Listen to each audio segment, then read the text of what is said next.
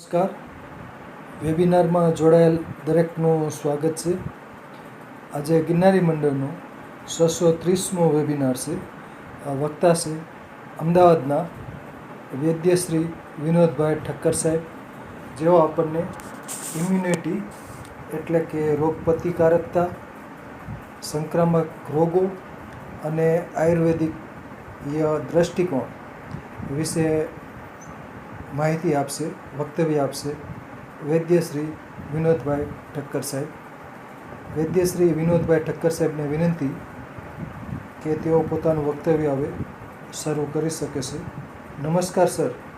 જય ધન્વંતરી. વાલા શ્રોતા બંધુઓ, આપના આજના વક્તાના વિષયે આપનો કોમેન્ટ બોક્સમાં પ્રતિભાવ આપશો તો આજના વક્તાશ્રીને પુનઃ પ્રકાશન અને પુનઃ વક્તવ્ય આપવામાં ઉત્સાહ વધશે એ અપેક્ષાએ પુનઃ પ્રાર્થના કે આપને આજના વક્તવ્ય વ્યાજબી અને યોગ્ય લાગ્યું હોય તો અવશ્ય કોમેન્ટ કરશો જી. નમ્ર પ્રાર્થના. જય ધન્વંતરી, જય શ્રી કૃષ્ણ, જય દ્વારકાધીશ. અવાજ બરાબર આવે છે? હા, આવે છે. હા, આવે છે. હા. આજનો વિષય એ વર્તમાન સમયની માંગને વિચારીને મને રજૂ કરવાની ઈચ્છા થઈ. મોડલનું સંપૂર્ણ જ્ઞાન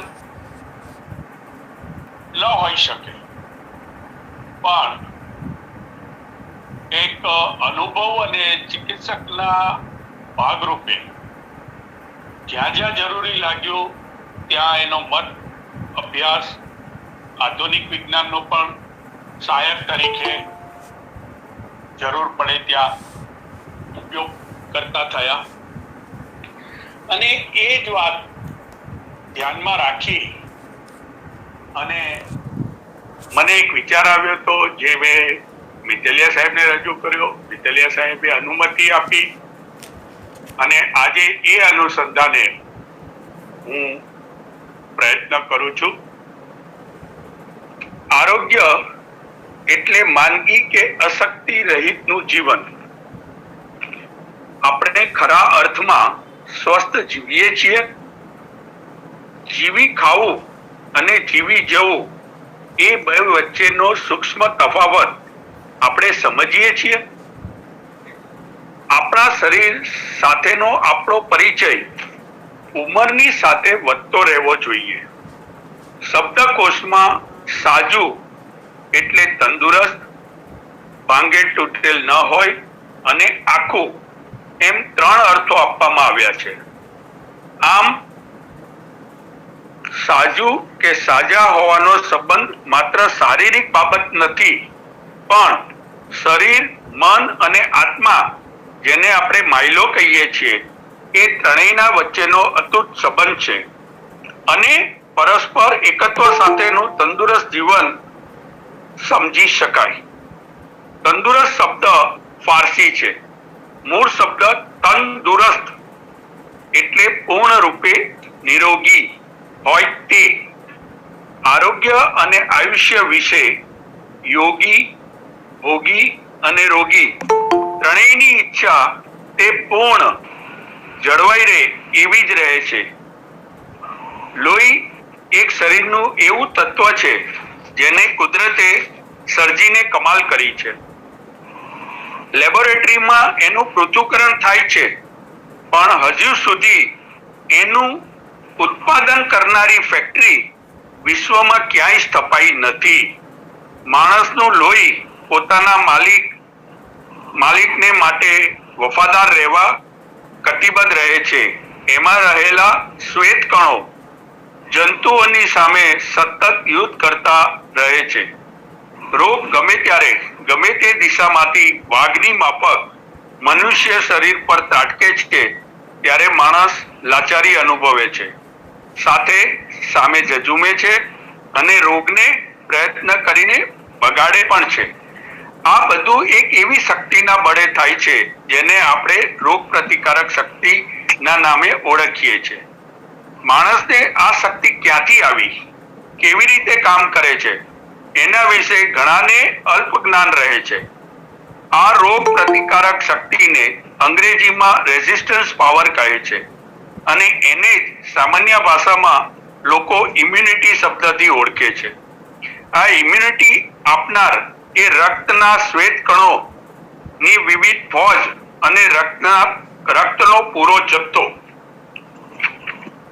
આજે આપણે આ ઇમ્યુનિટી શબ્દને સમજીશું એ કેવી રીતે મેળવાય છે અને એની અંદર ઉણપ કે સતી થવાથી શરીરમાં શું પ્રતિક્રિયા થાય છે, શરીરને રોગ સામે પ્રતિકાર કરવાની ક્ષમતા ક્યાં ખોટકાય છે, એને આધુનિક વિજ્ઞાન પ્રમાણે પહેલા સમજીશું અને પછી તેનાથી કેવા રોગો થવાની કે વધવાની વાત પણ આંશિક રીતે સમજીશું. ત્યારબાદ આયુર્વેદ દ્રષ્ટિથી પણ સમજાવવાનો પ્રયત્ન કરીશ જેથી સ્વાસ્થ્ય જાળવણી કેમ રાખવી એ વિચારી શકાય. વિલિયમ ફારે 1893 લખેલું છે કે રોગો મટાડવા કરતા સહેલાઈથી અટકાવાય છે. તેમને અટકાવવાનું પહેલું પગથિયું તેમના ઉત્તેજક કારણોની શોધ. આવી બીજી એક વ્યક્તિ જે મહિલા છે, નામ વેન્ડી મેરીદીથ, જે સ્વાસ્થ્ય અંગે પૂર્ણ સજાગ મહિલા. તેમને તેમની હૈયાવરાર આ શબ્દોમાં રજૂ કરી છે. જે શાળામાં મેં અભ્યાસ કર્યો અને જે કોલેજમાંથી હું ગ્રેજ્યુએટ થઈ, તે સંસ્થાઓ સામે મારે ફરિયાદ કરવાની રહે છે કે મારે જે વિષયો શીખવાની સૌથી વધારે જરૂર હતી તે શીખવવામાં તે સંસ્થાઓ નિષ્ફળ નીવડી હતી. ઘરમાં હું વૈદ ન બનું તો ચાલે, પરંતુ અણધારી માંદગી ને અકસ્માતના પ્રસંગે અગર રોગ નિરોધ માટે શું કરવું તે મને આવડવું જોઈએ. એપેન્ડાઇટિસ, કેન્સર કે ક્ષયરોગ જેવા રોગોના પ્રાથમિક ચિહ્નો વિશે પણ મને જ્ઞાન મળેલ નથી. એક અમેરિકાના ખ્યાતનામ ડોક્ટર સર વિલિયમ ઓસ્લર, એણે તો ભારપૂર્વક કહ્યું કે સાંસર્ગિક અને સ્પર્શજન્ય રોગો અને વાગવાથી એટલે આગંતુક પીડા સિવાયના 90% રોગોનું મૂળ આહારમાં રહેલ છે. આ વાત ભારપૂર્વક યાદ રાખવા જેવી છે. આ ત્રણેય વિદ્વાનોની વાત મને અત્રે રજૂ કરવા માટે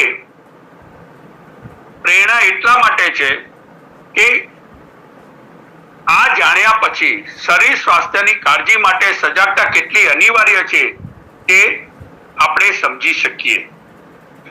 બેદરકાર અને બેસમજ વ્યક્તિઓ શત્રુની જેમ ઉત્પન્ન થતા રોગોની અજ્ઞાનતા, પ્રમાદને લીધે શરૂઆતમાં પરવા નથી કરતા. ડોક્ટર આર્નોલ્ડ સોસરબી એક માર્મિક વાત કરી છે.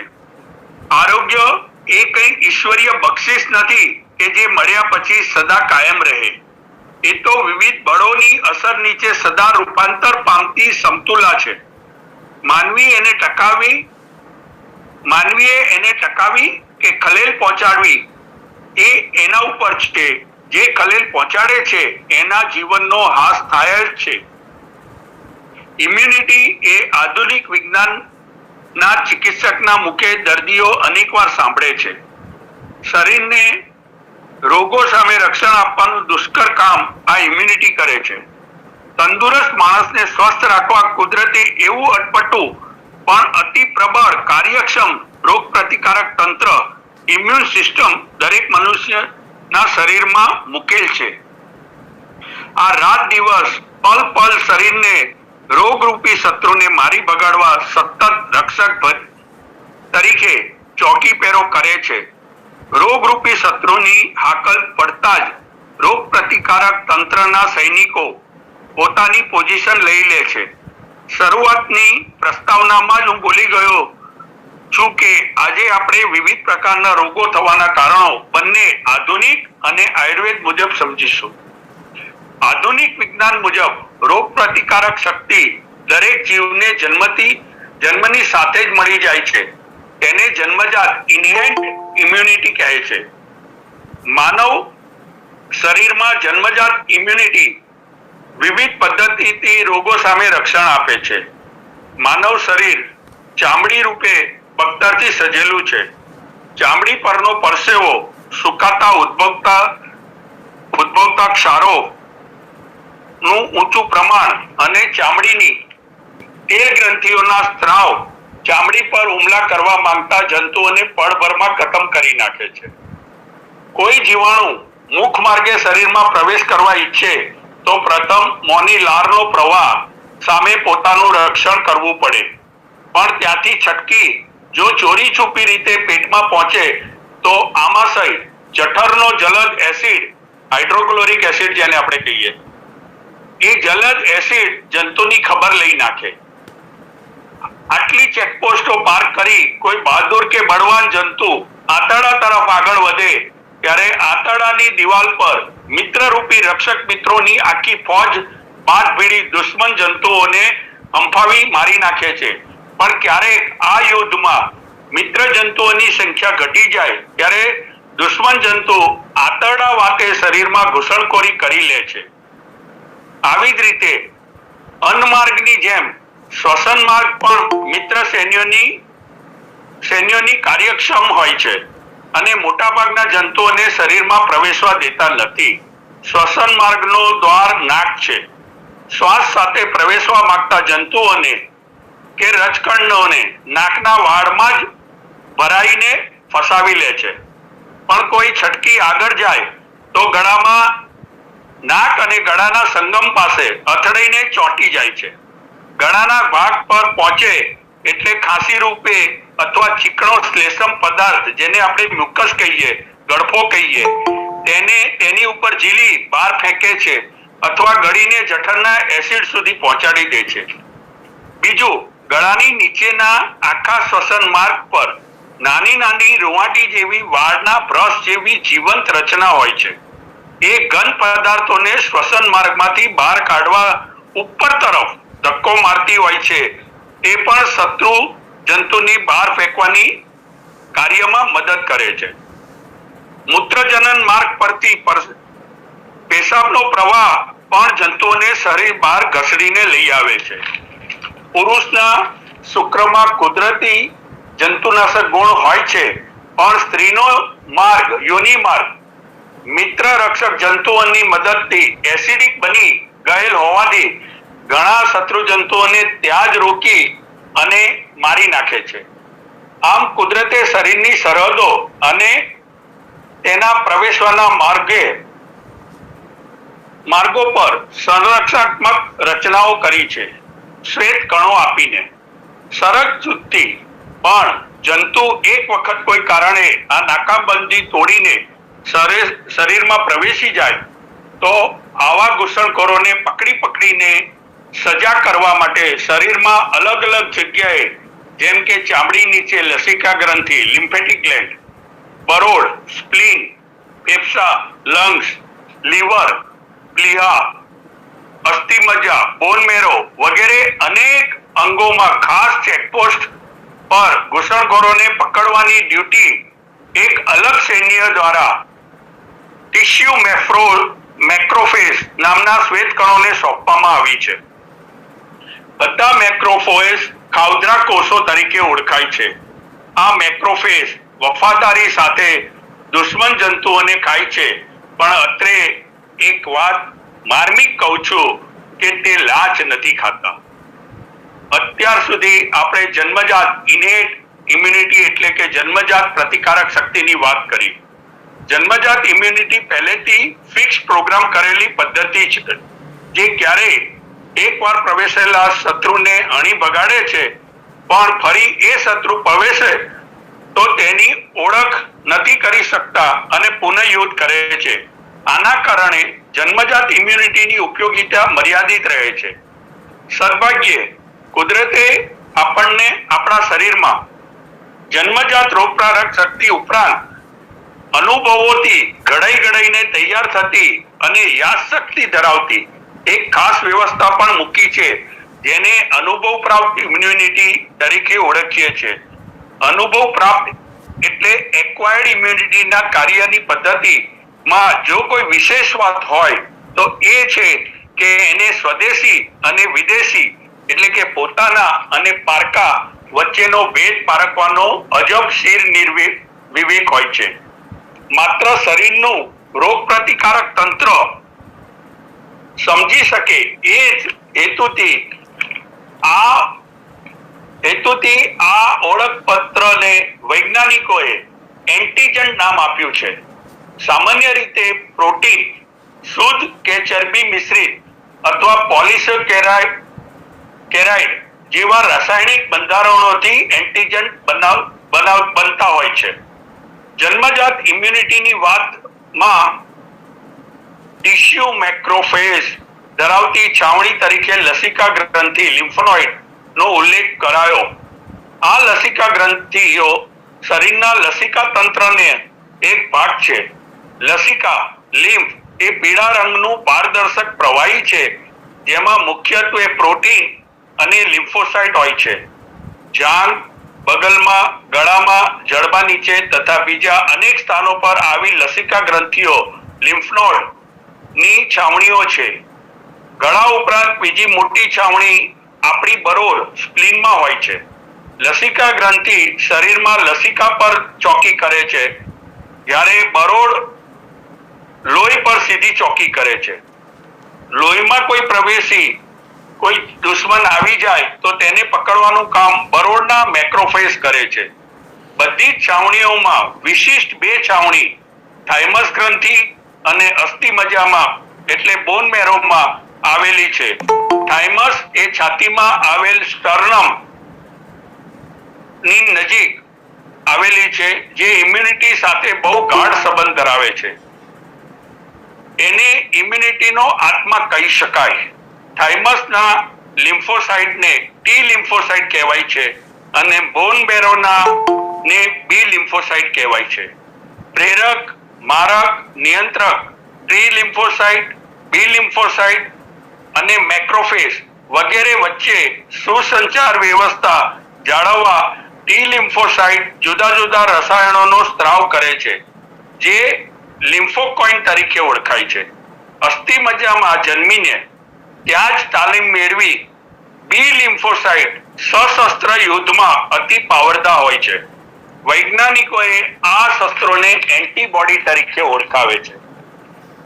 સક્રિય બી લિમ્ફોસાઇટ છેવટે જંતુઓને મારી પ્લાઝમા સેલમાં રૂપાંતર કરે છે. આ પ્લાઝમા સેલ એટલે ઇમ્યુનિટીનો શસ્ત્રાગાર ઉર્ફે એન્ટીબોડી બનાવવાનું કારખાનું. અંગ્રેજીમાં એન્ટીબોડી માટે બીજો શબ્દ ઇમ્યુનોગ્લોબ્યુલિન વપરાય છે. એને સંજ્ઞાત્મક રૂપે આઈજી થી દર્શાવવામાં આવે છે. આ આઈજી એટલે ઇમ્યુનોગ્લોબ્યુલિનના 5 પ્રકારો છે: આઈજીએમ, આઈજીડી, આઈજીઈ, આઈજીજી અને આઈજીએ. આઈજીએમ એ શરીરનો સૌથી મોટો એન્ટીબોડી છે. શરીર પર પ્રથમ હુમલા વખતે આઈજીએમ પ્રથમ કાર્યરત થાય છે. આઈજીએમ પછી આઈજીડી અને આઈજીઈ એન્ટીબોડીનું કાર્ય શરૂ થાય છે.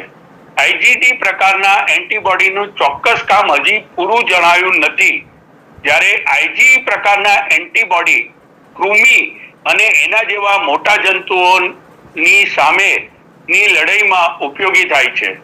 આઈજીડી અને આઈજીઈ નું પ્રમાણ લોહીમાં ખૂબ ઓછું હોય છે. આઈજીજી લોહીમાં પ્રથમ હુમલા વખતે અલ્પ હોય, પણ પુનઃ એ જ દુશ્મનના ફરી હુમલા વખતે વિપુલ પ્રમાણમાં ઉત્પન્ન થાય છે. લોહીમાં ફરતા કુલ એન્ટીબોડીમાં આઈજીજી નો હિસ્સો 75% જેટલો હોય છે. ઉત્પાદન ક્રમમાં આઈજીએ નો છેલ્લો વારો આવે છે. આઈજીએ એન્ટીબોડી બોર્ડર બહારના હુમલા માટે સક્ષમ હોય છે. શરીરની સરહદો, ચામડી, અન્નમાર્ગ, શ્વસન માર્ગ વગેરે પર ચડી આવતા ઘૂસણખોરોને ત્યાં જ અટકાવવા માટે કાર્ય વિશેષ કરે છે. એક વાત નોંધનીય છે કે નવજાત શિશુના જન્મ પછી પહેલા 2-3 દિવસ સુધી આવતા માતાના પીળા ચીકણા દૂધમાં, જેને આપણે કોલેસ્ટ્રોલ કહીએ છીએ, માં IgA નું પ્રમાણ બીજા અન્ય સ્રાવોની સરખામણીમાં ખૂબ વધારે હોય છે. આ ઉપરાંત પણ ઘણું બધું સંશોધન થયું અને હજુ પણ સંશોધન ચાલે છે. આટલી વિગત રજૂ કરી તો આપણને પ્રશ્ન એ થાય કે સંશોધન પાછળનું કારણ શું?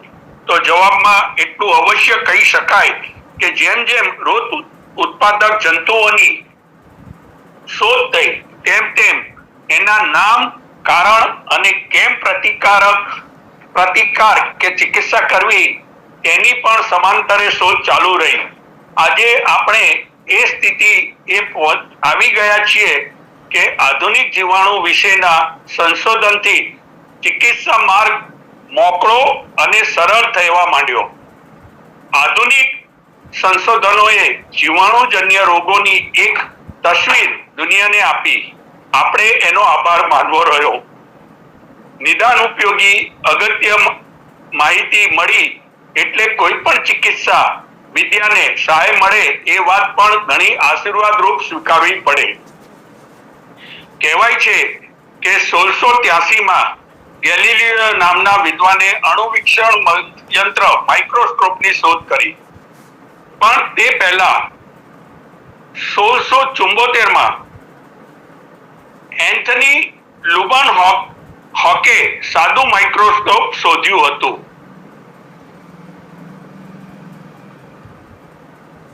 1783માં એક ડચ કાપડિયા લુવેનોએ સૌ પ્રથમ પાણીમાં સૂક્ષ્મ જંતુઓ જોયા.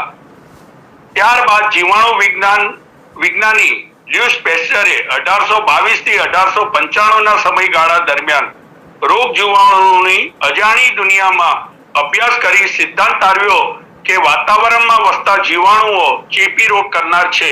પછી તો વિશ્વના ઘણા વૈજ્ઞાનિકોએ અનેક જીવાણુઓની શોધ કરી તેના રૂપ, તેનાથી થતા વિવિધ રોગો અને તેની ગંભીરતા વિશે પ્રકાશ પાડ્યો.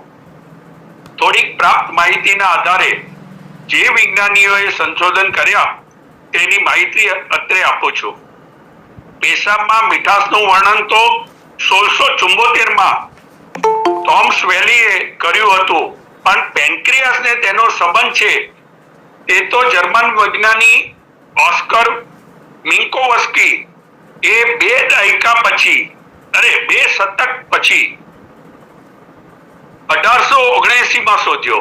1871માં નોર્વે ના વિજ્ઞાની હેન્સને રક્તપિત્તના જીવાણુઓ શોધ્યા. જર્મન જીવાણુશાસ્ત્રી રોબર્ટ કોચે ઈસવીસન 1882માં સહીના જંતુ શોધ્યા.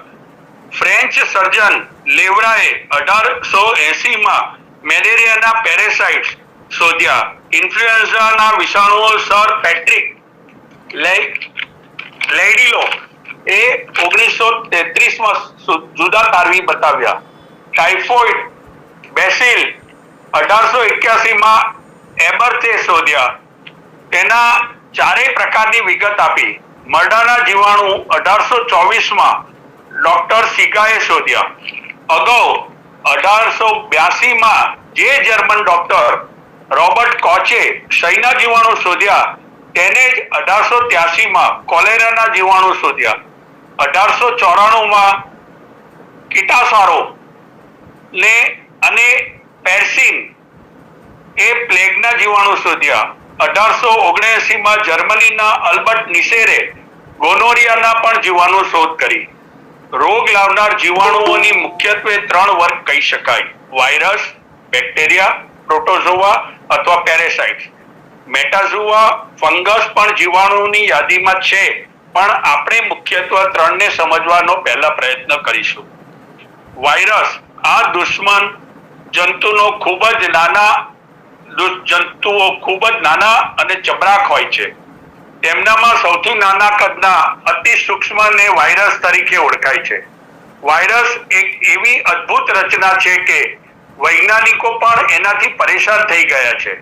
સામાન્ય રીતે દરેક સજીવને જીવંત રહેવા માટે હવા, પાણી, ખોરાકની જરૂર હોય છે, પણ વાયરસને હવા, પાણી, ખોરાકની જરાય જરૂર નથી પડતી. જ્યાં સુધી વાયરસ ખુલ્લા વાતાવરણમાં મુક્તપણે વિચરતા હોય ત્યાં સુધી એને કોઈ દેહધાર્મિક ક્રિયાઓ નથી જણાતી. હવે જ્યારે એ અન્ય જીવંત કોષમાં પ્રવેશ કરી જાય છે ત્યારે પણ એનો એકમાત્ર ધ્યેય પોતાની સંખ્યા વધારવાનો હોય છે. જીવંત કોષમાં દાખલ થયા બાદ પણ એને હવા, પાણી, ખોરાકની ખપ નથી પડતી. વાયરસની રચના પણ સરળ છે. એક ન્યુક્લિક એસિડ અને એને ફરતું એક આવરણ. જે કોષમાં વાયરસ ઘૂસી જાય છે એ કોષનું બધું જ સામાન્ય કામકાજ ઠપ કરી કોષની દરેક સંરચનાને એક જ આદેશ ફેરવે છે, ઘૂસણખોર વાયરસ જેવા એટલે કે મારા જેવા બીજા હજારો વાયરસો પેદા કરવા લાગો. દરેક વાયરસ માટે શરીરની અંદર ધાર પાડવાના ક્ષેત્રો નક્કી હોય છે. નાકના વાયરસ નાકમાં ઉપદ્રવ મચાવે, લીવરના વાયરસ લીવરમાં, આમ દરેક વાયરસ ચોક્કસ અંગને જ પકડે છે. વાયરસના ચેપથી થતા જાણીતા રોગોમાં હોરી, અછબડા, ગાલપચોરિયું, કમળો, એડ્સ, હડકવા, પોલિયો વગેરેનો સમાવેશ થાય છે. બેક્ટેરિયા. એક વાત નોંધનીય છે કે આધુનિક તબીબ વિજ્ઞાનની સફળતા અને સિદ્ધિનું મહત્વનું કાર્ય બેક્ટેરિયા નામના દુશ્મનને નિયંત્રિત કરી નાથવાનું છે. વાયરસ પછી કદની દ્રષ્ટિએ બેક્ટેરિયાનો આવે, પણ એક વાત યાદ રાખવા જેવી છે કે વાયરસનું કદ એટલું નાનું હોય છે કે એ શરીરના કોષોની જેમ બેક્ટેરિયાની અંદર પ્રવેશી શકે છે. આટલા નાના જંતુઓ નરી આંખે ન જોઈ શકાય એના માટે માઇક્રોસ્કોપ જ ઉપયોગી થાય. કુદરતે આપણા શરીરમાં લાખો બેક્ટેરિયાનો મિત્ર વસવાટ કાયમી આપેલો છે, ખાસ આંતરડામાં અને ચામડી પર. આ બધા જ મિત્ર બિન ઉપદ્રવી અને ક્યારેક રક્ષક બની ફાયદો કરે છે. શરીરના આંતરડામાં મિત્ર બની અમુક વિટામિન બનાવવામાં પણ સહાય કરે છે અને સાથે શત્રુ બેક્ટેરિયા ન ઘૂસી જાય એનું ધ્યાન પણ રાખે છે. ઉપદ્રવી અને બિન ઉપદ્રવી બેક્ટેરિયાની ઓળખ માણસની શારીરિક સ્થિતિ અને ઇમ્યુનિટી પર નિર્ભર રહે છે. બિન ઉપદ્રવી બેક્ટેરિયા પણ માણસ નબળો પડે ત્યારે ઇમ્યુનિટી ઓછી થવાથી ઉપદ્રવી સાબિત થઈ શકે ખરા. વાયરસને વંશવૃદ્ધિ કરવા કોષની જરૂર પડે જ્યારે બેક્ટેરિયા શરીરના કોષની અંદર કે બહાર ગમે ત્યાં વંશવૃદ્ધિ કરી શકે છે. સ્ટેફાઇલોકોકાઈ અને સ્ટ્રેપ્ટોકોકાઈ તરીકે ઓળખાતા બે અગત્યના બેક્ટેરિયા છે જે ચામડી દ્વારા પ્રવેશ કરે છે. જે રોગમાં પસ એટલે પરવું થતું હોય તે લગભગ બેક્ટેરિયાના ચેપનું પરિણામ હોય છે. Pneumonia, meningitis, gonorrhoea, TB, cholera, plague, typhoid, syphilis વગેરે બેક્ટેરિયાથી થતા રોગો જાણીતા છે. Protozoa, parasites. વાયરસ અને બેક્ટેરિયાની સરખામણીમાં મોટું કદ ધરાવતા અને પેરેસાઇટ્સ એટલે પરોપજીવી તરીકે અનેક જીવો પણ શરીર સાથે સારી એવી દુશ્મની રાખે છે.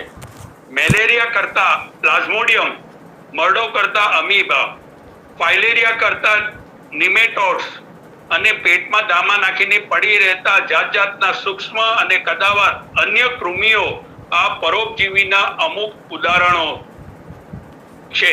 આ બધામાં પ્રથમ સૌથી ખતરનાક અને આપણને પરિચિત મેલેરિયાના જંતુઓ છે. મેલેરિયા કરતા જંતુઓ પ્લાઝ્મોડિયમ ના નામે ઓળખાય છે. કુલ 4 પ્રકારમાંથી પ્લાઝ્મોડિયમ વાઇવેક્સ અને પ્લાઝ્મોડિયમ ફાલ્સિફેરમ આપણા દેશમાં વિશેષ જોવા મળે છે. જ્યારે પ્રથમ વખત આ જંતુઓ હુમલો કરે છે અને આ મચ્છર માણસને કરડે છે ત્યારે મચ્છરનું સ્પોરોસાઇટ તરીકે ઓળખાતું સ્વરૂપ માનવ શરીરમાં દાખલ થાય છે. માત્ર અડધા કલાકની લોહીની સફર કરી આ સ્પોરોસાઇટ લીવરના કોષમાં ઘૂસી જાય છે. પણ એક વાત યાદ રાખવા જેવી છે કે ફરીને એ જ જાતના મચ્છરના ડંખથી સ્પોરોસાઇટ ઘૂસી આવે ત્યારે અગાઉના હુમલાથી ઘડાઈને તૈયાર થયેલા અનુભવ પ્રાપ્ત રોગ પ્રતિકારક તંત્ર દુશ્મનનો બરાબર સામનો કરે છે. અગાઉ આપણે એક્વાયર્ડ ઇમ્યુનિટીમાં આની વાત જોઈ લીધી. બીજો જાણીતો પરોપજીવી એટલે અમીબા.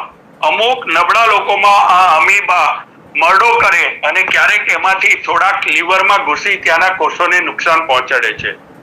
આપણે કૃમિ વિશે તો જાણીએ છીએ. કૃમિ પણ પરોપજીવી જંતુઓ જ નો એક ભાગ છે. આ કૃમિનું કદ મોટું હોવાથી એને મારવા કે નાથવા માટે શરીરને બહુ ઝઝુમવું પડે છે. આ કૃમિ અનેક પ્રકારના છે અને કદમાં પણ. કેટલાક કૃમિ તો એટલા મોટા હોય છે કે જ્યારે જોવા મળે ત્યારે માણસ કરતા પણ વધારે લાંબા હોય છે.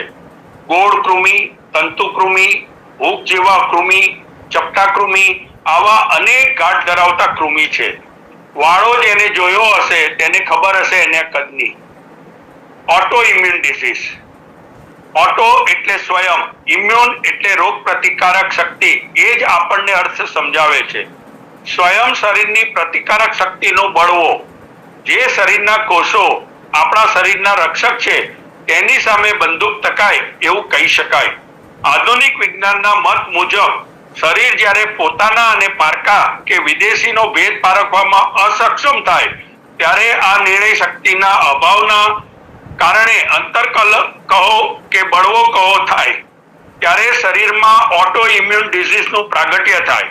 પોટિકા એટલે પોતાના અને પારકા કોષોનો ભેદ પારખવાનું કામ મુખ્ય અધિકારી ટી લિમ્ફોસાઇટ્સનું છે. અવારનવાર બિનજરૂરી યુદ્ધના કારણે ટી લિમ્ફોસાઇટ્સની સંખ્યામાં ઘટ થાય છે. આ જ ઘટના કારણે અન્ય રક્ષક કોષો બળવા જેવું કરે એ જ આંતરિક બળવો સાચા ખોટાનો વિવેક ખોઈ દે છે. એ જ ઓટો ઇમ્યુન ડિસીઝનું કારણ બને છે. આ વિશે ઉદાહરણ સહિત જ્યારે આપણે આયુર્વેદની દ્રષ્ટિનો વિષય લઈશું ત્યારે વિસ્તારથી સમજ આપીશ. Rheumatoid arthritis, heart disease, diabetes, myasthenia gravis આ ઓટોઇમ્યુન ડિઝીઝની શ્રેણીમાં આવે છે. કેન્સર વિશે પણ થોડી ગેરસમજ છે કે કેન્સર એ શરીરના અવયવનો રોગ છે, પણ વાસ્તવમાં એ કોષો સ્વયંનો બળવો છે. એ મારે ખાલી માહિતી માટે કહેવું છે. શરીરના ગમે તે અંગનું કેન્સર હોય પણ કોષોનો બળવો જ માનવો પડે અને કહી શકાય. આટલું આધુનિક વિજ્ઞાનની માહિતી જે અત્રે મેં રજૂ કરી તે જે તે વિષયના નિષ્ણાતના પુસ્તકીય કથન અને અભ્યાસના આધારે કરી છે. બની શકે ક્યાંક ક્ષતિ હોઈ શકે, પણ કેવળ પ્રાથમિક માહિતી પૂરી પડાય એ જ હેતુ છે. આવા જ્ઞાન થકી રોગનો નિર્ણય અને તે રોગ અનુકૂળ કેવી ચિકિત્સા લેવી તે નિર્ણય કરવા સહાયક બને. વર્તમાન સમયમાં કોઈ પણ માંદગી કે રોગો માટે અનેક પેથોલોજીકલ રિપોર્ટ કરવામાં આવે છે. આવા રિપોર્ટના રોગ સાથેના સંબંધ અને તેની માહિતી આપણને સજાગ કરવા માટે પણ ઉપયોગી બની શકે. આધુનિક વિજ્ઞાનનો પ્રાથમિક ચિત્ર આપી હવે આયુર્વેદ દ્રષ્ટિએ સમજાવવાનો મારો અલ્પ બુદ્ધિ, જ્ઞાન અને અભ્યાસથી પ્રયત્ન કરીશ. બની શકે આપને મતભેદ જણાય તો ક્ષમા કરશો જી, કેમ કે દરેક શાસ્ત્રનો ગહન અર્થ વ્યક્તિ પોતાની બુદ્ધિ ક્ષમતાથી સમજે છે એટલે ક્યાંક તફાવત હોઈ શકે. કોઈ પણ રોગ નિવારણ માટે 4 બાબતો અગત્યની રહે છે. પાણી અને ખોરાકની શુદ્ધતા, મળનો યોગ્ય વિસર્જન કે નિકાલ, ચેપી રોગ પર અંકુશ અને પર્યાવરણની સ્વચ્છતા. ગંદવાડ અને મંદવાડને નજીકનો સંબંધ છે એવું વિદ્વાનો કહે છે. આયુર્વેદ પાસે માઇક્રોસ્કોપ, એક્સરે કે કાર્ડિયોગ્રાફનું યંત્ર ન હતું, પરંતુ તેમ છતાં આપણા ઋષિ આચાર્યોએ પોતાની દિવ્ય દ્રષ્ટિ, મનન ચિંતન અને ત્રિકાળ જ્ઞાનના આધારે અંદાજિત 2 થી 2,500 વર્ષ પૂર્વે આપણને આયુર્વેદ શાસ્ત્રો આપ્યા. તેઓએ ઋતુ પારખી, રોગ પારખીને યોગ્ય આહાર વિહારનું સ્વસ્તૃતના ભાગરૂપે જ્ઞાન આપ્યું. આજે પણ સ્વસ્થ રહેવા એટલું જ ઉપયોગી સાબિત રહે છે. એમાં પ્રકૃતિ, પર્યાવરણ અને ઋતુ પરિવર્તન સાથેના પથ્યપાલનનો મહિમા પણ સુંદર રીતે વણી માનવી માટે આશીર્વાદ રૂપ મૂકેલ છે. સહજ જીવન સુખમય પૂર્ણ કરે એ મર્મ રાખ્યો છે.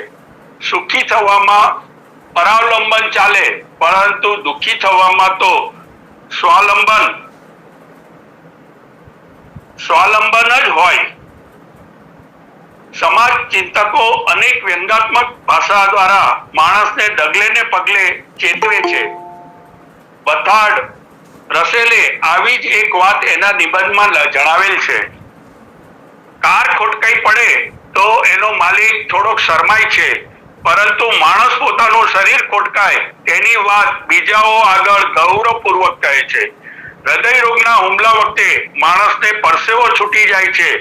જીવનમાં કદી પરસેવો નથી પાડ્યો, તેથી શરીરે પોતાના માલિકને કરેલો ક્રૂર કટાક્ષ ગણાય. શરીરની સંભાળ ન રાખવાથી રીબાવાની શક્યતા ખૂબ વધી જાય છે. કહેવાય છે કે માણસ મહદઅંશે દાન એટલે અનાજ વગર નથી મરતો, પણ ભાન વગર મરે છે. એક વાત યાદ રાખવા જેવી છે કે પ્રમાણિત અનુભવોના ટેકો હોય તે સિવાયની દવાઓ કે સારવાર જોખમકારક બની શકે. પ્રાચીન કાળથી આયુર્વેદ ખ્યાતનામ છે. ચિકિત્સા શાસ્ત્ર વિદ્યાનો શ્રી ગણેશ આપણા આયુર્વેદમાંથી થયો. માંદગીના કારણો અને ચિકિત્સા વેદકાલીન છે, સાથે તત્વજ્ઞાનનો સહકાર આયુર્વેદ શાસ્ત્રમાં જોવા મળે છે. આયુર્વેદ શાસ્ત્ર ને અષ્ટાંગ આયુર્વેદ પણ કહેવાય છે. કાયા, શલ્ય, શાલક્ય, ભૂત, ભગતતંત્ર, કૌમરભૃત્ય, રસાયણ અને વાજીકરણ એ એના 8 અંગો કહેવાય છે. અહીંયાથી આપણે સમજવાનું શરૂ કરીશું. કાયા ચિકિત્સક એટલે આજના ફિઝિશિયન. દર્દી પ્રથમ તેની પાસે જ પહોંચે છે. પહેલા પણ આ જ પ્રણાલી હતી, પણ ત્યારે વૈદ્યો કે આચાર્યો પાસે અષ્ટાંગનું જ્ઞાન પૂર્ણ રૂપે હતું. સમય જતા એ વિભાજિત થતું ગયું. હવે તે સમયમાં અદ્રષ્ટ કારણોથી રોગ નિદાનમાં ભૂત શબ્દો પ્રચલિત હતો. તે સમયે અન્વેષણ યંત્ર એટલે કે માઇક્રોસ્કોપ ન હતા, પણ સાધના બળે દિવ્ય દ્રષ્ટિ અને દિવ્ય જ્ઞાન દ્વારા તે સમયના વિદ્વાનો નિદાન કરી દર્દીને ચિકિત્સા કરતા અને મહદઅંશે પરિણામ આપતા. વૈદ્યો તે સમયે ભૂત વિજ્ઞાનને જે આયુર્વેદ મુજબ હતું તેને એ સહજ શબ્દો દ્વારા દર્દીને નિદાન કરી અને રોગનું કારણ જણાવતા. પણ વાત એ છે કે નરી આંખે ન જોઈ શકાય અને સમજી ન શકાય તેવા કારણોને ભૂત સંજ્ઞા આપતા, પણ તેમ છતાંય ભૂત વિજ્ઞાન મુજબ વિશિષ્ટ ચિકિત્સા આપી દર્દીને સ્વસ્થ કરતા. આયુર્વેદ કઈ જાદુનો પટારો નથી. આધુનિક વિજ્ઞાનમાં જોવા મળે છે કે આજે જેને અચૂક અને સફળ ચિકિત્સા ઔષધ કહેવામાં આવે છે એ કાલે નિષ્ફળ કે દૂષિત બને છે અને એને રદ કરવામાં આવે છે. આયુર્વેદ ચિકિત્સામાં જો યોગ્ય નિદાન થયું હોય તો વિશિષ્ટ પ્રકારના ઔષધ પ્રયોગો દ્વારા પરિણામ મળે છે. એવું જે બને છે તેનું કારણ આયુર્વેદના પાયાનો સિદ્ધાંતો છે. આયુર્વેદના વૈદ્યો આ સિદ્ધાંતોને અપનાવીને ઝીણવટ ભર્યું નિદાન કરી, મનોમંથન કરી, સૂક્ષ્મ અભ્યાસ અને હિસ્ટ્રી જાણી નિસંદેહ સફળ પરિણામ આપે છે. બીજું, આયુર્વેદમાં જે ભૂત વિદ્યાનો વિષય છે એ જીવાણુ વિજ્ઞાન કે બેક્ટેરિયોલોજીનો જ છે, પણ કાળક્રમે એ વિષયનો અભ્યાસ આધુનિક સંશોધનના પ્રકાશમય પ્રચાર અને પ્રસારમાં અંધકારમય થઈ ગયો છે. અત્રે એ શ્લોક રજૂ કરી સમજાવવાનો પ્રયત્ન કરીશ. આ શ્લોક સુશ્રુત સૂત્રસાર નિદાન અધ્યાય 5માં 33 અને 34 નો છે. આજે જે કોઈ ભૂત જીવાણુ કે વાયરસ જન્ય રોગો કહેવાય છે તેનો ઉલ્લેખ આ શ્લોકમાં જણાશે. પ્રસંગાત ગાત્ર સંસ્કાર સ્પર્શાત નિશ્વાસ સહભોજનાત સહશયનાસન ચૈવ વસ્ત્રમ આલ્યમ અનુલેપનાત કુષ્ઠમ જ્વરશ્ચ શોષશ્ચ નેત્ર અભિષ્યંદ એવ ચ ઔષધિક રોગશ્ચ સંક્રમણથી નરાનરમ.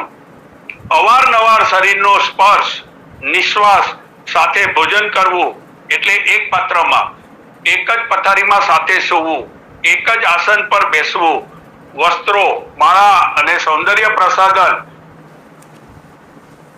અને લેપનો ઉપયોગ પરસ્પર કરવાથી કુષ્ઠ એટલે ચામડીના રોગો, જ્વર, શોષ, રાજ્યક્ષમા, નેત્ર અભિસંધિ, આંખો આવી, ઓરી, અછબડા વગેરે સંક્રામક રોગો એક પુરુષમાંથી બીજા પુરુષમાં સંક્રમણ કરે છે. આ વાત અત્રે એટલા માટે રજૂ કરવાનું કે માઇક્રોસ્કોપની શોધ થયા પહેલા સુશ્રુતમાં આ શ્લોક મૂકીને એમના દિવ્ય જ્ઞાન અને દિવ્ય દ્રષ્ટિ કેટલી હતી એ અહીંયાથી આપણને પ્રકાશ આપે છે. આ શું સૂચવે છે? ભલે નરી આંખે વિષાણુ કે જીવાણુ નહોતા દેખાતા, નિદાનના કારણો સ્પષ્ટ સંકેત બનતા, એ સમય પ્રમાણે માંદગીઓ આવા સંક્રમણથી થતા પણ આવા સંક્રામક રોગો માટે વિશિષ્ટ ઔષધ પ્રયોગો પણ શાસ્ત્રોમાં જણાઈ આવે છે. મારું ખાલી એટલું જ કહેવું છે કે આયુર્વેદથી પર આ નવા સંશોધનો નથી, પણ સમય બદલાવાથી અને અમુક અભ્યાસ ક્ષીણ કે લુપ્ત થવાથી આપણી પાસે જૂજ આયુર્વેદીય ચિકિત્સક છે એ સ્વીકારવું પડે. બીજી વાત, અમુક હાનિકારક ઔષધો અને અવિવેક પૂર્ણ નવીન જીવન પદ્ધતિએ પણ વર્તમાન સમયમાં આવા રોગો થવાનો મોટો ભાગ ભજવ્યો છે. આવું સતત થવાથી માનવીની રોગ પ્રતિકારક શક્તિ ક્ષીણ થતી ગઈ અને એના પરિણામે ઓટો ઇમ્યુન ડિઝીઝનો પણ વૃદ્ધિ દર જોવા મળ્યો. જીવનશૈલીના નવીનીકરણના દુષ્પરિણામોનો ઘટનાક્રમ સમજાવવાનો પ્રયત્ન કરું છું. આજથી 70 થી 80 વર્ષ પૂર્વે થી આપણે જે પરિવર્તન લીધા ત્યાંથી ડોક્યું કરી શરૂ કરીશું. 70 થી 80 વર્ષ પૂર્વે આપણે ત્યાં ઘરે દાણા દળાતા, એટલે કે લોટ ગંટુલામાં દળાતો, ચોખા જેવા ધાન્યો પણ ઘરે ચડાતા, પ્રાણીજ દૂધ ઘી ઘરના જ હતા, તાજા શાકભાજી ફળો પણ જંતુનાશક દવાઓ રહિત અને રાસાયણિક ખાતર રહિત હતા. રસોઈની તમામ વાનગીઓ ઘરે જ શુદ્ધ મરી મસાલા ઘરે બનાવેલા વપરાતા. પ્રસંગે બહારગામ જવાનું થતું તો પણ ભાતું ઘરે લાંબા દિવસ બગડે નહીં એવું બનાવીને લઈ જતા અથવા શસ્ત્ર સંજા લઈને ત્યાં તાજું બનાવતા. હવે 20-25 વર્ષે સંતાનના વિવાહ થતા એક નવી પેઢીનો ઉદય થાય છે એ આપણે જાણીએ છીએ. એટલે કે આપણા પરદાદાના ડીએનએ સક્ષમ અને બળવાન હતા અને સ્વચ્છ, શક્તિવર્ધક અને સંયમના આધારે જ્યારથી આ બધી પ્રણાલીમાં ફેરફાર શરૂ થયો ત્યારથી નવા ફેરફાર યુક્ત ખાનપાનની ઉત્તરોત્તર થતા વિવાહ અને સંતાનોમાં ઉતરેલા કોષો જેને ડીએનએ કહેવાય છે તેમાં પરિવર્તન શરૂ થયું. નવી પેઢીના બંધારણમાં ફેરફાર શરૂ થયો. આપણે જાણીએ છીએ કે દરરોજ શરીરમાં કોષકીય સ્તરે સતત ભાંગતોડ ચાલે છે અને તેનું સ્થાન નવા કોષ આહાર ઘટક દ્વારા નવા બની ક્ષતિપૂર્તિ કરે છે. એવું માનવું પડે કે પ્રથમ આ બંધારણીય કોષોમાં તફાવત નવીન આહાર ઘટકોમાં ફેરફારથી શરૂઆત થયો. સમય જતા આધુનિકરણ જીવન પદ્ધતિ, શ્રમ રહિત જીવન પણ વધવા માંડ્યું. દિનચર્યામાં પણ ફેરફાર શરૂ થયો. 20-25 વર્ષ સંતાનો દ્વારા પુનઃ નવી પેઢી આગળ ચાલી જે અગાઉની બંધારણીય સ્તરે હીન થઈ. જેમ જેમ શ્રમનો અભાવ વધ્યો, યંત્રનો ઉપયોગ વધ્યો, જંતુનાશક દવાઓ અને રસાયણો વધ્યા અને બીજા કેટલા પરિબળોના કારણે આહારની ગુણવત્તા નિમ્ન થવા માંડી. સાથે આવા આહારથી અગ્નિ પણ વિષમ થવા માંડી. આવી વિષમ અગ્નિથી પાચન ક્રિયા પણ ખોરવાવા માંડી અને રોગો વધવા માંડ્યા આજ દિન સુધી વધતા રહે છે. આમ 20-25 વર્ષે નવી પેઢીનો ઉદય અને તેની બંધારણીય રોગ પ્રતિકારક શક્તિ ક્ષીણ વારસામાં આગળ વધતી ગઈ. છેલ્લે વર્તમાન પેઢીમાં વિષમ અગ્નિના કારણે જે અપક્વ આહાર શરીરમાં વધવા માંડ્યો તે આમને શરીરને પચાવવામાં વધારે કાર્યરત થવું પડ્યું. એમાં પણ આધુનિકરણ દ્વારા દ્રવ્યોની ગુણવત્તા પણ બદલાઈ. જે અપક્વ આહાર શરીરમાં વધુ જમા થવા લાગ્યો એમાંથી આથો ફર્મેન્ટેશન આવી નવું પરિવર્તન શરીરના પાચન તંત્રને જોવા મળ્યું. આ નવા પરિવર્તન યુક્ત સાર ભાગ આમને શરીર બાહ્ય દુશ્મન સમજી અંતરકલે શરૂ થયો. એકલો આહાર જ નહીં, વાયુમંડળની અસર પર્યાવરણમાં થઈ એટલે હવા પાણી પણ બદલાયા અને શુદ્ધ પ્રાણવાયુ પણ શુદ્ધ ન રહ્યો, પાણી પણ દૂષિત થયું. આવા કારણોથી જે આમજન્ય રોગો થવા માંડ્યા અને શરીરની પ્રતિકારક શક્તિ ક્ષીણ થવાથી આવા રોગો અવારનવાર થવાનો સિલસિલો વધ્યો. એક રોગમાંથી બીજા અથવા એ જ રોગ પુનઃ થવો એવું જોવા જાણવા મળ્યું. હવે કાળક્રમે વર્તમાન પેઢીમાં રોગોની વૃદ્ધિ વધવા માંડી. આવું સતત શરીરને જજુમવાની જે સ્થિતિ વધી તેની અસર સ્થિર રૂપે શરીર પર થઈ. અગાઉ આપણે જે જાણ્યું કે જન્મજાત રોગ પ્રતિકારક શક્તિ, અનુભવજન્ય પ્રતિકારક શક્તિ જેને આપણે એક્વાયર્ડ ઇમ્યુનિટી અને સ્વયં રોગ પ્રતિકારક શક્તિ ઓટો ઇમ્યુન નો બળવો, આનું પ્રચલન શરીરનું બળ અને શક્તિ ક્ષીણ થવાથી વધ્યું. આજે આપણે જેને ઓટો ઇમ્યુન ડિસીઝ થી જેટલા રોગો જોઈએ છે તેનું મૂળ કારણ આ વારસામાં આમયુક્ત શરીર જ છે. અત્રે સુશ્રુતનો એક અન્ય શ્લોક રજૂ કરી આ વાતની પુષ્ટિ મળશે. યા હૈ ઉદીર્ણ સમયતિ નાન્યમ વ્યાધિ કરોતિ ચ સા ક્રિયા ન તુ યા વ્યાધિમ હરતિ અન્ય ઉદીર્યેત. યોગ્ય ચિકિત્સા એ છે જે ઉત્પન્ન રોગોને શાંત કરે અને નવા રોગો ઉત્પન્ન ન કરે. જે ચિકિત્સા આવેલ વ્યાધિ એટલે રોગને દૂર કરે કે ન કરે પણ અન્ય રોગને ઉત્પન્ન કરે તે વ્યાધિની સમ્યક ચિકિત્સા ન કહેવાય. એવું કહી શકાય કે ચિકિત્સક દર્દીઓને લાક્ષણિક દવા આપે છે, આરોગ્યની દીક્ષા નથી આપતા. આવું ન કહેવું જોઈએ, પણ વર્તમાન સમયમાં દવામાં એટલો જરૂરી નથી, સાથે આરોગ્યલક્ષી જ્ઞાન પણ એટલું જ અનિવાર્ય છે. જો આમાં આપણે સત્વરે જાગૃત નહીં થઈએ તો આવનાર સમયમાં કદાચ એક નવો વિચિત્ર વળાંકવાળો દ્રશ્ય સમાજમાં જોવા મળશે કે પ્રૌઢ કે વયોવૃદ્ધ પિતા વ્યસન અને આહાર વિહારના અવિવેકથી ખખડી ગયેલા પુત્રની ચાકરી એને તંદુરસ્ત પિતા કરતો હશે. અંતમાં સમજને વાલે કો ઇશારા કાફી હૈ, ના સમજે વો અનાડી હૈ કહેવત યાદ કરાવી વિરામ લઈશ. અસ્તુ. જય ધન્વંતરી. જય ધન્વંતરી, જય ધન્વંતરી. ખૂબ ખૂબ આભાર વૈદ્ય શ્રી વિનોદભાઈ ઠક્કર સાહેબનો, જેમણે આજે ઇમ્યુનિટી, આધુનિક ઇમ્યુનિટી એટલે કે રોગ પ્રતિકારકતા એટલે કે ઇમ્યુનોલોજી, રોગ પ્રતિકારક વિજ્ઞાન વિશે સરસ સમજાયું. ઇમ્યુનિટી બે પ્રકારની, જન્મજાત અને ઇનેટ ઇમ્યુનિટી, અને એટલે કે ડીએનએ આધારિત ઇમ્યુનિટી જન્મજાત, અને બીજી મેળવેલ જે આહાર દ્વારા મેળવેલ હોય, આહાર વિહાર દ્વારા, તો એનાથી મેળવેલ અક્વાયર્ડ ઇમ્યુનિટી ગણી શકાય. બીજું શ્વેતકણોની સંખ્યા વધી જાય તો પણ એક રોગ થાય છે જેને લ્યુકેમિયા કે બ્લડ કેન્સર કહે છે. તો એમાં શ્વેતકણોની સંખ્યા વધી જાય છે. તો આ રીતનું ઓટો ઇમ્યુન ડિસઓર્ડર થતા હોય છે. રક્ષક જ ભક્ષક બને એ વિનોદભાઈ ઠક્કર સાહેબે સરસ સમજાવ્યું. પછી સંક્રામક રોગો એટલે કે માઇક્રોબ્સ, જે માઇક્રોબાયોલોજી, બેક્ટેરિયા, વાયરસ, ફંગસ, પ્રોટોઝુઆ ને એના વિશે પણ સરસ માહિતી આપી. અને જે સંક્રામક રોગો છે એના વિશે પણ માહિતી આપી, અને ઓટો ઇમ્યુન ડિસઓર્ડર વિશે પણ સરસ સમજાયું, અને આયુર્વેદિક દૃષ્ટિકોણ પણ સરસ સમજાયો છે.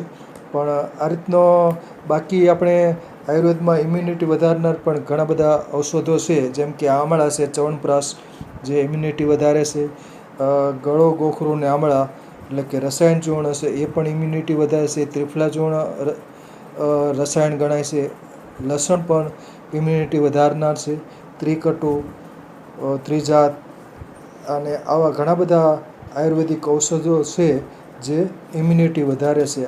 આયુર્વેદમાં આહારને જ ઔષધ ગણેલ છે, એટલે આહાર દ્વારા ઇમ્યુનિટી વધારી શકાય છે. અને ખાસ કરીને શુદ્ધ સાત્વિક આહાર હોય તો ઇમ્યુનિટી વધી શકે છે. એટલે કે અક્વાયર્ડ કરવી પડે છે. ઇમ્યુનિટી વધારવી માટે આહારને ખાસ મહત્ત્વ આપ્યું છે. અને ઇમ્યુનિટીના જે બધા પ્રકારો છે એના વિશે સરસ માહિતી આપી. ઇમ્યુનોગ્લોબિન અમારે MSCમાં લાઈફ સાયન્સમાં ઇમ્યુનોલોજી એક સબ્જેક્ટ હતો, એટલે કે રોગ પ્રતિકારક વિજ્ઞાન એક આખું પેપર હતું. તો એના વિશે આજે જ્ઞાન થોડુંક પાકું થયું. ખૂબ ખૂબ આભાર વૈદ્ય શ્રી વિનોદભાઈ ઠક્કર સાહેબનો. હવે ડૉક્ટર ધ્રુજ સાહેબને વિનંતી કે 2 શબ્દો કહે. ડૉક્ટર ધ્રુજ સાહેબ. આમ તો સાહેબ મારો વિષય તો છે નહીં, પણ સાહેબે બહુ સરસ મજાની વાત કરી. અને એ બાબતમાં જે ઇમ્યુનોલોજી છે એ આપણે ત્યાં ખરેખર બહુ સારી રીતે આઝાદી પહેલા એસ્ટાબ્લિશ થઈ ગયું હતું. અને એની ઘણી ઇન્સ્ટિટ્યૂટ છે. આઝાદી પછી પણ એ કામ કરવામાં આવ્યું. એટલે હું થોડાક ક્રમ વાઇઝ જે હું તમને વાત કરું કે આખી ઇમ્યુનોલોજી તમારે સમજવી હોય તો પહેલા એન્ટીજીન અને એન્ટીબોડી આ વસ્તુને તમે સાથે સમજી લો, આગળ વધાય. પછી એન્ટીબોડીમાં જે IgE અને સાહેબે જે 5નો ઉલ્લેખ કર્યો, IgE અને એ બધા એન્ટીબોડીની જે વાત આવી એની ઉપર આવી હતી. ખરેખર તો આ બધી ચીજો ઉપરથી ને આપણે જે કઈ રસીઓ અત્યારે ડેવલપ કરી છે દુનિયામાં, એ બધી આ થિયરી આ બેઝ ઉપર જ બનાવવામાં આવે છે. અને એ એન્ટીબોડી તમારા શરીરની અંદર આપી વધારાના જે ખોરાક ખાવા હોય એની સામે એન્ટીબોડી ઉભા કરી દે તો તમારી અમે રોગ પ્રતિકારકતા લાવવા માટે આ તમને બધી રસીઓ આપવામાં આવતી હોય છે. એ કાર્ય આપણે ત્યાં થતું હોય છે. અને હવે તો એ વસ્તુ ખૂબ આગળ વધી છે. પહેલા જે એન્ટીજીન એન્ટીબોડી કે જે એન્ટીબોડી બનવાનું નથી એની અંદર કે જે એન્ટીજીન હોય એમાં પછી ઘણી વસ્તુ હોય. દાખલા કે સર્પનું ઝેર છે એન્ટીજીન તરીકે તમે વાપરો તો ઘોડામાં પહેલા દાખલ કરવામાં આવતું. ઘોડામાં દાખલ કરી અને પછી તેમાંથી રસી બનાવીને આપણે સર્પના જે બનાવતા એ એન્ટીબોડી આપણે તે બનાવતા. અને એ પછી જયારે સર્પ પડ્યો ત્યારે આપણે એને આપતા. તો એ વસ્તુ પેલા પ્રાણીઓનો ઉપયોગ કરતા હતા. એવી રીતે અમે પ્લાન્ટ માટે સસલાનો નાના પ્રાણીઓનો ઉપયોગ કરતા હતા. પણ અત્યારે જે બધું આધુનિક જયારે વૈજ્ઞાનિક આવ્યું છે ત્યારે મોનોક્લોનલ એન્ટીબોડી અને એ બધી આખી ખૂબ જ અગત્યની આખી વસ્તુની ખૂબ જાણવા જેવી વસ્તુ હોય છે. પણ ખૂબ વાત કરી. બીજું સાહેબે જે રોગ પ્રતિકારકતાની વાત કરી આપણા ક્ષેત્રમાં, તો એના માટે હું એક જ સેન્ટેન્સ કહીશ કે ડિઝીઝ ઇઝ એક્સેપ્શન ફિનોમિના. રોગ છે આપણા ત્યાં ખૂબ જ એમ કહેવાય ને કે અલ્પ પ્રમાણમાં થાય, એક્સેપ્શનમાં. અને જે રોગ પ્રતિકારક છે એ સનાતન સત્ય છે. એટલે એ રીતે તમે જુઓ તો આપણે ત્યાં કુદરતે આપણને આ ચીજ આપી છે એ હિસાબે સારી રીતે બધું વાત કરી. અને આ વખતે હું જે એન્ટીજીન એન્ટીબોડી એ જ થોડા વૈજ્ઞાનિકની પણ હતી. તો પહેલું આ જે બાબતમાં કામ કરનાર હતા એ હ્યુમનની આખું કલ્યાણ થાય એવું હોય તો એડવર્ડ જેનર સાહેબ હતા કે જે જેનર ઇન્સ્ટિટ્યૂટની અંદર પહેલી વહેલી હડકવાની રસી બનાવી. અને એ જે ચિત્રની અને એને કારણે માણસોને ઘણા એ આખી વસ્તુઓની અંદર આપણે એની અંદર અને એવી રીતે આપણે ત્યાં ઇન્સ્ટિટ્યૂટ પહેલી વહેલી સ્થાપવામાં આવી હતી જેની અંદર જે બોમ્બેની અંદર છે ખૂબ જ જૂની અંગ્રેજ વખતની ઇન્સ્ટિટ્યૂટ છે. અને આ સર્પ માટેની જે આપણે વેક્સિન બનાવતા ત્યાં હજી ત્યાં જ બનાવીએ છીએ માટેની. એવી જ રીતે હડકવા માટે કુનુરની અંદર કે જે તમે બીજા આવે છે શીતળા માટે છે આપણે પહેલી વહેલી જે શરૂ કરી હતી એ વખતે શીતળા માટે પહેલી વહેલી જે રસીની કે વસ્તુ હતી આપણે ત્યાં મુક્તેશ્વર જે નૈનીતાલની પાસે આવેલું છે ત્યાં એને રાખવામાં આવ્યો. હમણાં તમને થોડા જ વર્ષો પહેલા ખ્યાલ હોય કે 5 કે 6 વર્ષ પહેલા જે શીતળાના જે જીવાણુ હતા એ અત્યારે શીતળા આખી દુનિયામાંથી નાશ થયેલો હોવાથી એને આપણે છેલ્લે એનો નાશ કરવામાં આવ્યો હતો. નકર એના જીવાણુ છે મેન્ટેન કરવામાં આવતા. એટલે એ રીતે હતી. અને આઝાદી પછી આપણે સારામાં સારા ઇમ્યુનોલોજી માટે એના સ્ટડી PhD સુધીના અભ્યાસ માટે તમે જોયું દિલ્હી યુનિવર્સિટીની અંદર પટેલ ચેસ્ટ ઇન્સ્ટિટ્યૂટ છે. તમે કોઈ વખત દિલ્હી ત્યાં મુલાકાત લેજો અને એનું ખાસ કામ તમે જોશો તો અત્યારે એલર્જી ઉપર બહુ સારામાં સારું દુનિયામાં કામ કરવામાં આવે. એવી જ રીતે શ્વસન તંત્રના જે રોગો હોય એના માટે પણ પટેલ ચેસ્ટ ઇન્સ્ટિટ્યૂટમાં સારું કામ થાય. પછી સાહેબ માઇક્રોસ્કોપનો ખૂબ જ સારો ઉલ્લેખ કર્યો હતો. એમાં લ્યુએન હોકનું એને સાહેબે વાત કરી હતી. એન્ટોન લ્યુએન હોક હતો. એણે પહેલું દુનિયામાં સાદું માઇક્રોસ્કોપ બનાવ્યું હતું પોલેન્ડની અંદર. અને એ વ્યક્તિએ એવું સાદું માઇક્રોસ્કોપ બનાવ્યું. પોતે તો એ જે આખો ગામનો દરવાજો હોય ને એનો ચોકીદાર હતો. પણ રાત્રે બેઠો રહે એટલે બેઠો ગ્લાસ ગ્રાઇન્ડિંગ કરે. એટલે ગ્લાસ હોય જે કાચ એને ઘસી અને એને આખો એંગલ આપે. એટલે એમાંથી આપણે જે બહિર્ગોળ કાચ બને અને એનાથી જે માઇક્રોસ્કોપ જે નાની વસ્તુ હોય મોટી કરી શકાય. પણ એને સાદું માઇક્રોસ્કોપ એટલે એક જ કાચ વાળું. એ જે પેલું માઇક્રોસ્કોપ બનાવ્યું હતું એની અંદર 300 ગણું મેગ્નિફિકેશન, એટલે એક વસ્તુને 300 ગણી મોટી કરી શકાય એવી પહેલી એને બનાવી હતી. અને બીજી કહું કે હજી સુધી એ ટાઈપનો ગ્લાસ દુનિયામાં બનાવી નથી શક્યો. અને એને પણ અત્યારે તમે જુઓ તો અત્યારે એ સાદું માઇક્રોસ્કોપ અત્યારે એને સાચવી રાખ્યું છે અને એ પણ જોવા મળે છે. પછી સાહેબે લુઈસ પાસ્ચરનો તો ઉલ્લેખ કર્યો, એની બે વાત કરી. કોષ પોપ્યુલેશન માટેની જે વાત કરી હતી, કોષ પોપ્યુલેશન માટે એ ખરેખર આપણે જે ચિકિત્સા છે એ અંદરનો એક પાયો કહેવાય છે. કોઈ પણ રોગા જે પેથોલોજીનો અભ્યાસ કરતો તો વહેલા આ વસ્તુને એના જે 5 સિદ્ધાંતો એ મારે જાણવા જોઈએ. એની અંદર શું હોય છે કે કોઈ રોગ હોય તો એની અંદર રોગકારક હોય. એ રોગકારકને તમારે લઈ અને પ્યોર ફોર્મ એટલે શુદ્ધ સ્વરૂપમાં એને વૃદ્ધિ કરવાની હોય. પછી એ તંદુરસ્ત કોઈ પણ હોય એની અંદર તમે નાખી અને એ જ પ્રકારનો ઉપયોગ કરવામાં આવે, ઉત્પન્ન કરવું જોઈએ. અને પાછું ફરીથી તમે એને એ રોગકારકને શરીરમાંથી લઈ સ્વરૂપમાં લ્યો પછી ફરીથી તમે એને કરો એના જ તમને રિઝલ્ટ મળવું જોઈએ. આ વસ્તુઓ અમે પ્લાન્ટમાં ખાસ કરતા હોય. હ્યુમનમાં આ વસ્તુ શક્ય નથી, પણ અમારે પોપ્યુલેશન કોઈ પણ રોગ આવ્યો હોય એની કોઈ પણ અમે પેથોલોજીનો અભ્યાસ કરતા હોય તો વહેલું અમારા બધા સિદ્ધાંતો પ્રમાણે પ્રૂવ કરવું પડે. પછી ફૂગ હોય, નિગેટોડ હોય, ગમે તે વસ્તુ હોય એને અંદર પ્યોર બનાવી અને અમે એને આખું પ્રૂવ કરતા હોય છે. એટલે એક વસ્તુ હોય છે. પછી સાહેબે જે વાયરસની વાત કરી નરી આંખે નથી જોઈ શકાતા અને માઇક્રોસ્કોપમાં પણ એની ખાસ પ્રોસેસ કરવી પડે. ઇલેક્ટ્રોન માઇક્રોસ્કોપની અંદર તમે જોઈ શકો પેલા નાનું પ્રમાણ હોય તો એની અંદર ખૂબ એને તમારે અઘરું પડી જાય. એટલે શુદ્ધ સ્વરૂપમાં હોય તો એને તમે એને જોઈ અને રેફરન્સ તરીકે લઈ અને કમ્પેર કરવાનું હોય છે.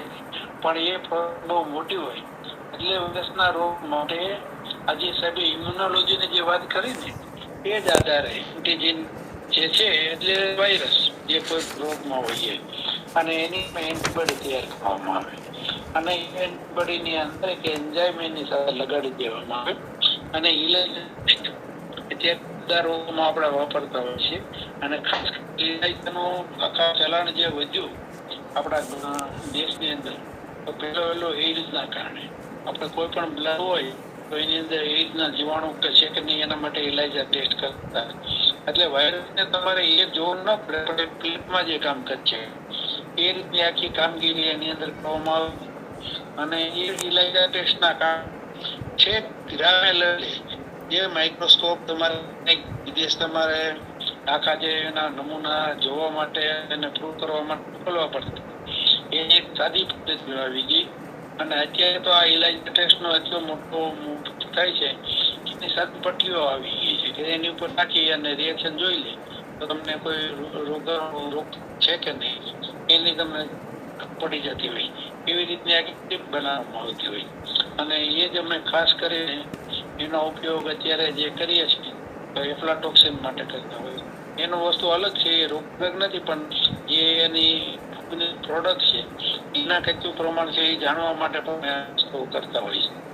સાહેબે ખૂબ સરસ બેઝિક વાત અને ખાસ કરીને આયુર્વેદિક અને જે આધુનિક જે ચિકિત્સા છે એની સાથે એને આખું સમન્વય કરી અને સમજાવવાની કોશિશ કરી છે.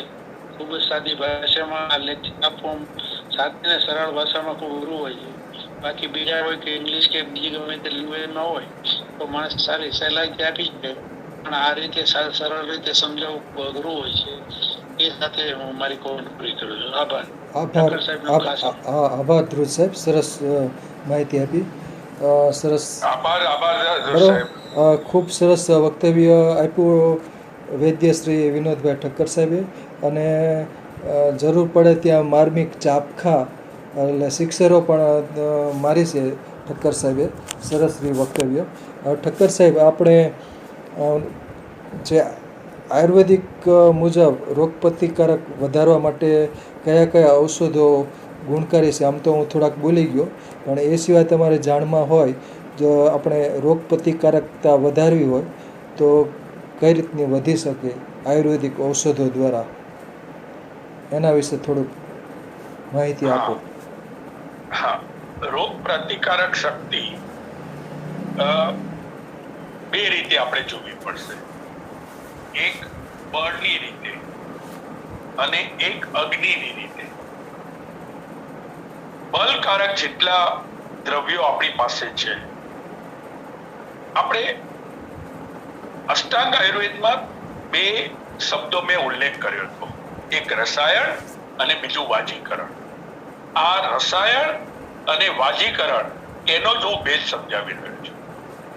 રસાયણ એટલે રસાયણનું સાદી ભાષામાં જો આપણે એની વ્યાખ્યા, તો રસાયણ એટલે રસનું આયન, એટલે ઇમ્બેલેન્સ બેલેન્સ કરવા માટે જે દ્રવ્યો વપરાય એ રસાયણ કહેવાય.